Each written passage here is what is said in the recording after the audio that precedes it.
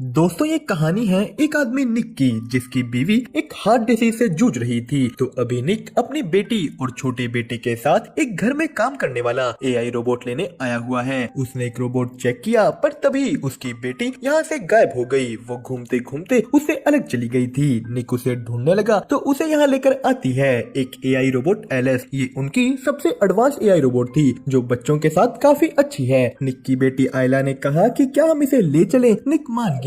Alice अगले दिन उनके घर में आ जाती है। उसने निक से सबकी सारी डिटेल्स मांगी कि आप मुझे सबका टाइम टेबल बता दो। निक उसे घर दिखाकर आयला को स्कूल छोड़ने चला जाता है। एलिस ने पीछे से घर के सारे काम करने शुरू कर दिए। वो वहाँ फोटोज में निक की पत्नी को देखती है। निक जब वापस आया उनका घर बिल्कुल साफ पड़ा था। आज एलिस ने आयला की फेवरेट डिश बनाई है पर वो कह देती है कि ये मॉम की डिश की तरह नहीं। तभी निक का बेटा मैक्स रोने लगा। निक ने कह दिया कि ओह तुम तो हमेशा मुझे तंग करते हो। ये सब बातें एलिस सुन रही थी। तो रात को आयला उठकर किचन में कुकीज देने की कोशिश करती है पर तभी निक को उसके चिल्लाने की आवाज आई। आयला चेयर से गिर गई थी पर एलिस ने उसे पकड़ लिया। इसी बीच एलिस को चोट लग गई थी। वो अपने घाव पर बैंडेज लगाती है। निक उसे अपनी वाइफ के कपड़े देने आया तो इतनी देर में ही उसकी चोट भर गई थी। अगले दिन वो सभी निक की पत्नी मैगी को मिलने गए। एलिस भी उनके साथ जाती है। मैगी का कुछ दिनों में हार्ट ट्रांसप्लांट होना था। निक और मैगी बात करने लगे कि कैसे ये ट्रांसप्लांट होते ही वो दोनों एक दूसरे को सेटिस्फाई करेंगे। तो सीन शिफ्ट हुआ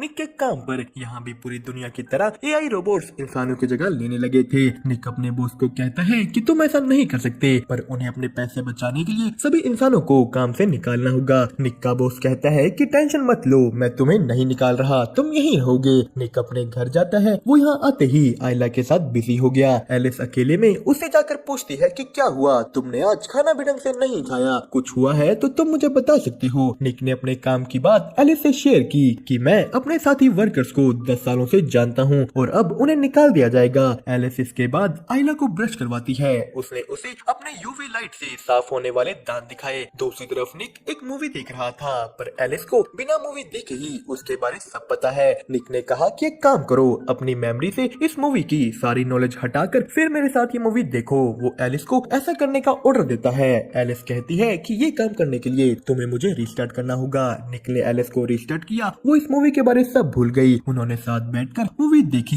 एलिस मूवी के इमोशंस को समझ पा रही थी पर तभी निक को मैगी का फोन आया। वो लोग अगले दिन हॉस्पिटल जाते हैं। आज ही मैगी की सर्जरी होने वाली थी पर उसने इससे पहले एलिस से अकेले कुछ बात की। वो उसे कहती है कि अगर मुझे कुछ हो गया तो तुम्हें निक का ख्याल रखना होगा। वो कहती है कि चाहे तुम्हें आधी बार उसके ऑर्डर्स के खिलाफ क्यों न जाना पड़े, बस उसका ख्याल रखना। मैगी की सर्जरी का टाइम हुआ पर तभी जो हार्ट ट्रांसप्लांट के लिए आना था वो एक तूफान की वजह से अब नहीं आ पाएगा। मैगी निक को कहती है कि तुम बच्चों को लेकर घर जाओ, मुझे अभी थोड़ी देर अकेले रहना है। निक घर जाकर गुस्से में पीने बैठ गया। तभी वहाँ एलिस आती है। निक गुस्सा था कि कैसे बस थोड़ी सी तेज हवाओं की वजह से आज उसकी बीवी मर सकती है पर एलिस ने उसे गुस्सा करने से रोका कि तुम अपने आप को चोट पहुंचा लोगे। यही निक देखता है कि एलिस की भी नब्ज चल रही है। उसके पास भी एक धड़कने वाला मैकेनिकल दिल था। एलिस ने कहा कि पर मेरा दिल तुम्हारी तरह कुछ फील नहीं कर सकता। यहाँ एलिस निक को टच करने लगी। वो कहती है कि तुम्हारे ब्लड प्रेशर को देखकर मैं बता सकती हूँ कि तुम्हें अच्छा लग रहा है, इससे तुम्हारी स्ट्रेस कम होगी। पर निक ने मना कर दिया। वो यहाँ से चला जाता है पर ये चीज उसके दिमाग से नहीं निकलती।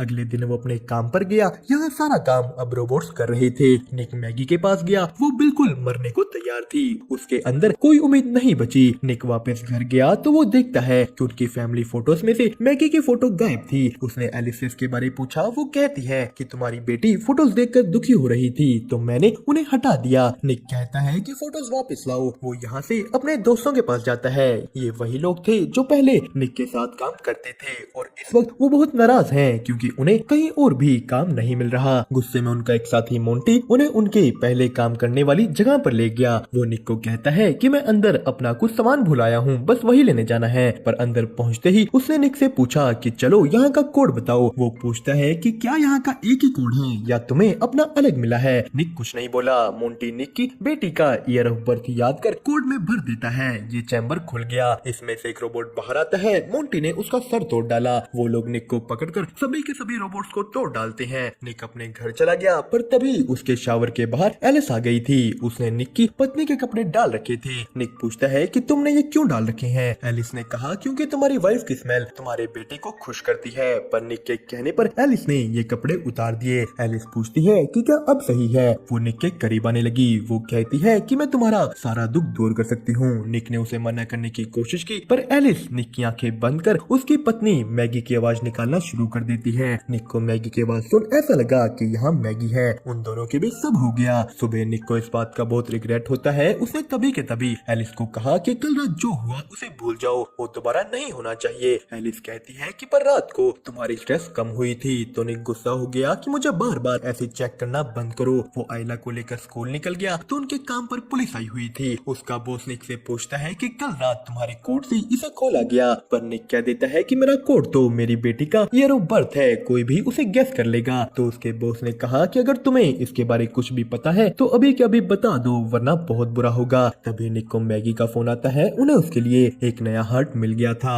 मैगी की सर्जरी होती है, वो मरने से बच गई। निक मैगी को वापस घर ले आया। अगली सुबह होते ही वो अपने बेटे मैक्स के पास गई, पर मैगी से मैक्स को उठाया नहीं जाता। तो एलिस आकर उसे ले लेती है। अब ये चीज मैगी को अच्छी नहीं लगती कि उसका बेटा उसी से किसी और ने ले लिया। एलिस मैक्स के साथ एक प्लेग्राउंड में गई, पर यहाँ एक बच्चे के चिल्लाने की वजह से मैक्स रो रहा था। तो एलिस उस बच्चे को बड़ी रूडली चुप होने को कह देती है। अब ये चीज देखकर उस बच्चे का एआई केयरटेकर बोला कि शायद तुम्हारे ओनर ने तुम्हें ज्यादा ही छूट दे दी है। तो एलिस ने कहा कि नहीं, मेरे ओनर ने जब मुझे रीसेट किया था मैंने खुद ही अपने कुछ रूल्स बदल लिए। शाम को मैगी सबके लिए खाना बनाती है, पर यहाँ भी उसे चक्कर आ रहे थे, वो पूरी तरह ठीक नहीं। तो उनकी बेटी ने खाना खाकर कहा कि एलिस से बहुत अच्छा है। अब ये चीज एलिस को पसंद नहीं आई। यहीं अगले दिन जब मैगी उठती है उसे आयला की चिल्लाने की आवाज आती है। वो नीचे की ओर भागी, पर रास्ते में ही मैगी गिर गई। एलिस मैगी को उठाकर उसके कमरे में लेकर जाती है। रात को जब निक वापस आया उसे उसकी बेटी के कमरे से मैगी की आवाज आई, पर ये एलिस थी। निक ने एलिस को मना किया कि मैगी कहानी खुद सुना देगी। तो एलिस बताती है कि मैगी सीढ़ियों से गिरकर रश कर रही है। निक ने कहा कि सीढ़ियों को तो तुमने ठीक किया था ना।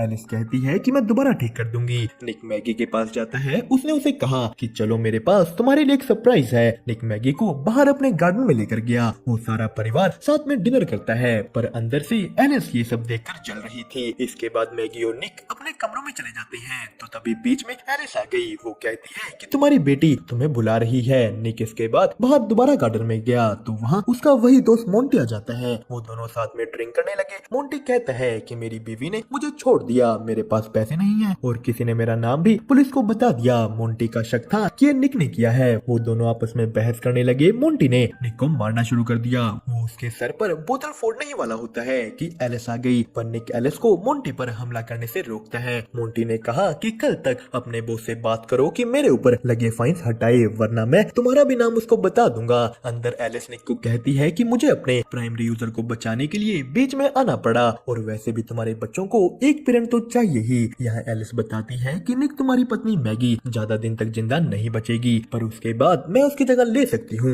निक ये सुनकर गुस्सा हो गया कि तुम कभी भी मैगी नहीं बन सकती। मैगी के पास दिल है, उसे दर्द होता है, उसके पास उस दर्द के निशान हैं। तो एलिस ने कहा कि बताओ निक, मैं भी निशान बना लूंगी। निक यहाँ से जाकर सो गया। यही दूसरी तरफ मोंटी अपने पत्नी को वॉइस नोट भेज रहा था कि प्लीज मेरे पास वापस आ जाओ, पर वहाँ एलिस आ जाती है। उसने मोंटी को कहा कि तुम निक को और परेशान नहीं कर सकते, वो पहले से ही स्ट्रेस में है। मोंटी एलिस की बात नहीं सुनता। उसने उस पर गन तान दी, पर एलिस मोंटी से ज्यादा ताकतवर थी। वो पहले मोंटी की रोबोट को मारती है और फिर मोंटी को। तो सुबह निक अपने बॉस के पास पहुंचा। वो उसे कहता है कि प्लीज मोंटी के ऊपर लगे फाइन्स हटा दो, पर यहाँ उसके बॉस ने निक को बताया कि मोंटी तो मर गया है। निक को इस बात पर विश्वास नहीं होता। इधर उनके घर में एलिस मैगी की मदद करती है। वो कहती है कि मैं तुम्हें छोड़कर नहीं जा सकती, क्योंकि तुम्हारी दवाइयों की वजह से तुम बेहोश हो सकती हो और यहाँ बाथटब में तुम मर भी जाओगी। एलिस मैगी को कहती है कि निक पहले से ही बहुत स्ट्रेस में है और ये सब उसको और दुख देगा, खास करके जब तुम उसको पूरी तरह सेटिस्फाई नहीं कर पा रही। मैगी पूछती है कि तुम्हें कैसे पता कि वो सेटिस्फाई है या नहीं। एलिस ने कहा कि जब निक सेटिस्फाई होता है उसका ब्लड प्रेशर और स्ट्रेस कम होती है।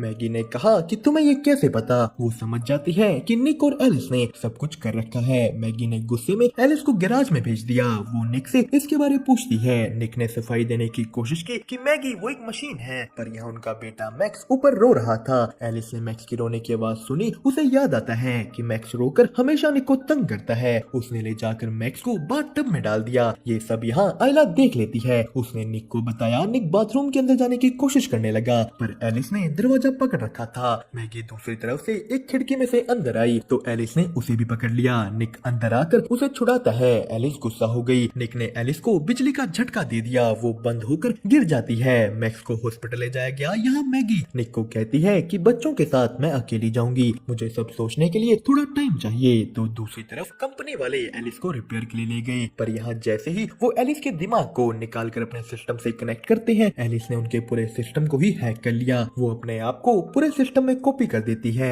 एलिस ने एक दूसरे रोबोट को कंट्रोल कर इन लोगों को भी मार दिया। सीन शिफ्ट होता है हॉस्पिटल में, जहाँ निक का पूरा परिवार बैठा था, पर निक अकेला एक बार में दुखी होकर पी रहा है। तो तभी वहाँ एलिस आ गई। वो कहती है कि मैं तुम्हारे सारे दुखों को खत्म कर दूंगी, मैंने उस मोंटी को भी मार डाला और अगली बारी तुम्हें दुख देने वाले तुम्हारे उस परिवार की है। एलिस एक दूसरे रोबोट के जरिए हॉस्पिटल पहुंच चुकी थी। वो इधर निक को भी पकड़ लेती है, पर निक ने उससे तो प्यार की बातें कर कर उस पे हमला कर दिया। तो यही हॉस्पिटल में मैगी ने कुछ आवाजें सुनी। वो आयला को पीछे छोड़कर आवाज के पीछे जाती है। आयला जब उठी वहाँ कोई नहीं था। उसे भी दूर से मैगी की आवाज आई। यहाँ के सभी रोबोट्स को एलिस ने कंट्रोल कर बंद कर दिया है, पर तभी मैगी ने आयला को पकड़ लिया। एलिस उन्हें यही ढूंढ रही थी। वो एक नर्स को पकड़ लेती है। मौके का फायदा उठा मैगी आयला को ले निकल गई। वो मैक्स को उठाते हैं, पर एलिस ने पीछे से यहाँ मैगी को लगा एक ग्लास का टुकड़ा देख लिया। वो अपनी यूवी लाइट से इन खूनों को ट्रेस करते हुए आगे बढ़ी, पर उसके पहुंचते ही वो लोग उसके विजन ब्लॉक करके भाग निकले। पीछे से निक भी हॉस्पिटल की तरफ आ रहा था, पर उससे पहले ही एलिस ने मैगी को पकड़ लिया। वो उसका दिल निकाल कर उसे मारने ही वाली होती है कि आकर निक ने एलिस को टक्कर मार दी।